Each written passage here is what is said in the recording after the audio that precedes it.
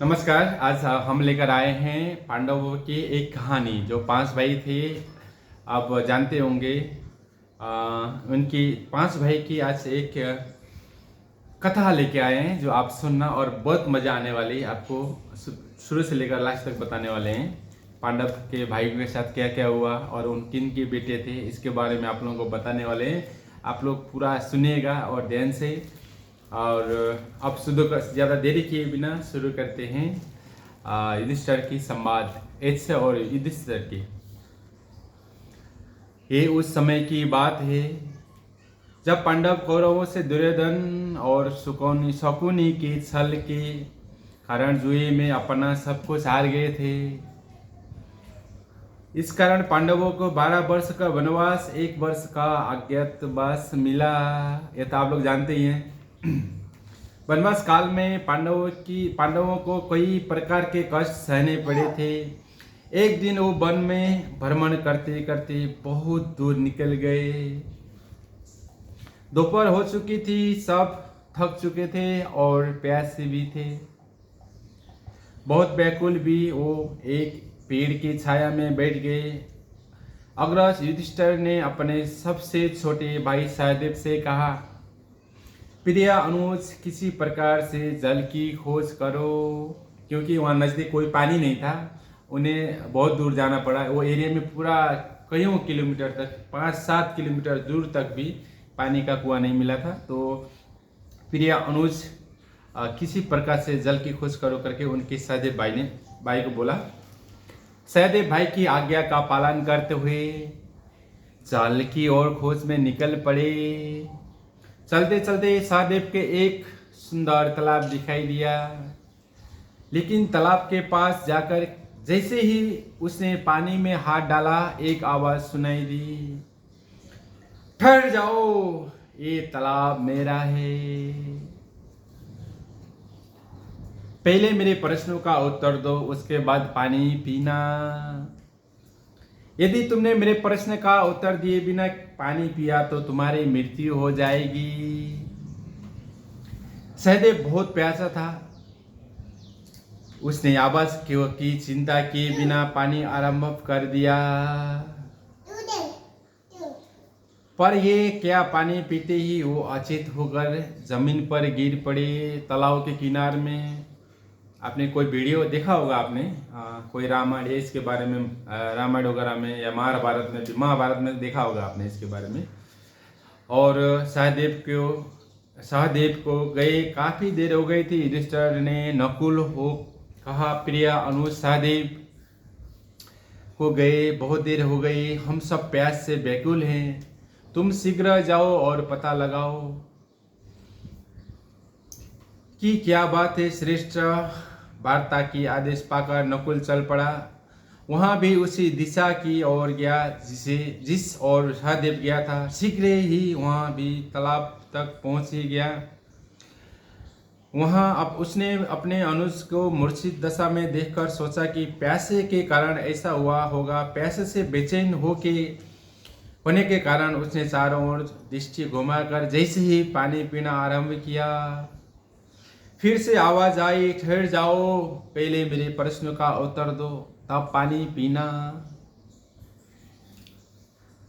आरंभ किया, फिर वही आवाज आई, ठहर जाओ, पहले मेरे प्रश्नों का उत्तर दो, तब पानी पीना, बोल के फिर से उस भाई को भी बोला। उस भाई और पानी, अन्यथा तुम्हारी भी अपने भाई जैसी दशा होगी, बोल के यज्ञ ने बोला। नकुल ने आवाज की परवाह नहीं किया, परंतु जो ही वहाँ पानी पीने लगा, मूर्छित होकर वो भी गिर पड़ा। उसको तो प्यास लगी थी बढ़िया से, वो कुछ सुने बगैर, कुछ किए बगैर वो सीधा पानी पीने प्यासा था। तो वहाँ कुएं में गया। कुएं में जाने के बाद उसने भी पानी पिया और फिर वो भी मूर्छित होकर वहीं पे गिर पड़ा।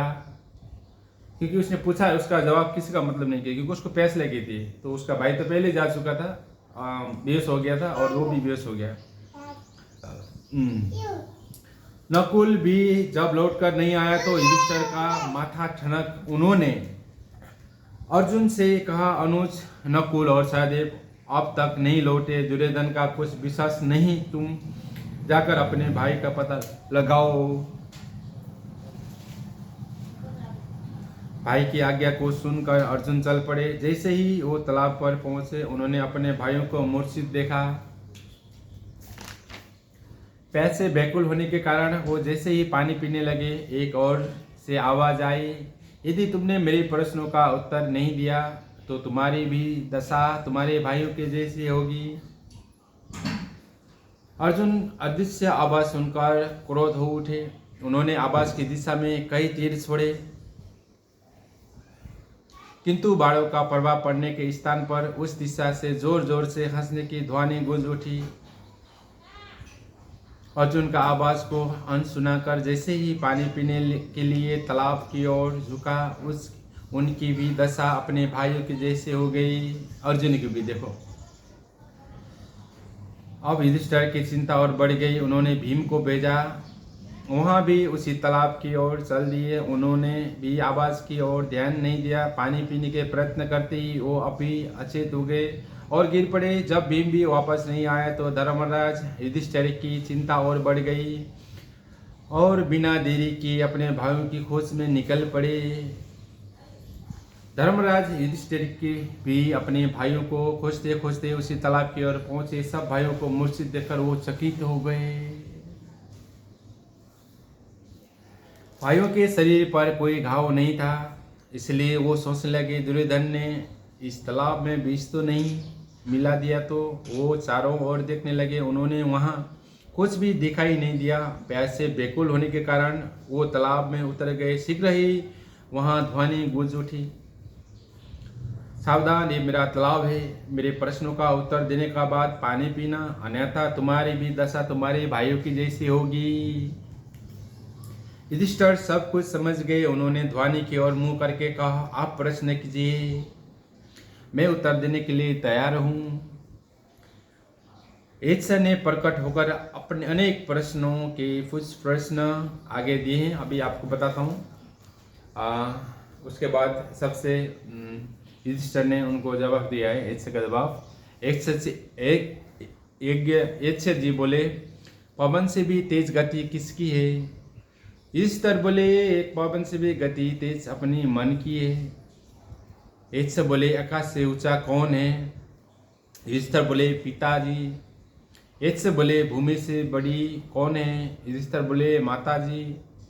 ईश्वर मरने वाले का मित्र कौन है? युधिष्ठिर बोले, धर्म। ईश्वर अंत तक मनुष्य का साथ कौन देता है? युधिष्ठिर बोले, धैर्य। ईश्वर बोले, मनुष्य का सर्वोत्तम धन क्या है? युधिष्ठिर बोले, स्वास्थ्य। ईश्वर बोले, ऐसी कौन सी चीज है जिससे त्याग मनुष्य सब प्रिय हो जाता है? युधिष्ठिर बोले, अहंकार। ईश्वर बोले, संसार के किसी भी कोने में कौन साथ देता है? युधिष्ठिर बोले, विद्या। इसलिए ये विद्या जरूरी है। आप लोग भी देखना अपने बच्चों को, या आप लोग भी पढ़ना। और ये सबसे पहले सब कोने कोने में अपने को ये जो चीज़ बताए गए हैं ये एकदम सही है। और संसार के किसी भी कोने में कौन साथ देता है बोले तो जो अपने पास विद्या होती है, जो अपने पास पढ़ाई होती है, वो चीज़ सबसे ज़्यादा काम आती है, हमें भी और आप लोगों को, सबको भी। और अभी तक यही आ रही है। तो अपने सभी प्रश्नों का उत्तर पाकर ये बहुत खुश है और उन्होंने कहा, मैं तुम्हारा पिता हूँ। देखो आखिरी में कौन निकले? आखिरी में उनके पिता निकले और उनके पिता का नाम था धर्मराज। बोले, मैं ईर्ष्या का रूप धारण करके तुम्हारी परीक्षा लेने आया था। तुम्हारे उत्तरों को सुनकर मैं बहुत खुश हुआ। अंत बैठो बैठो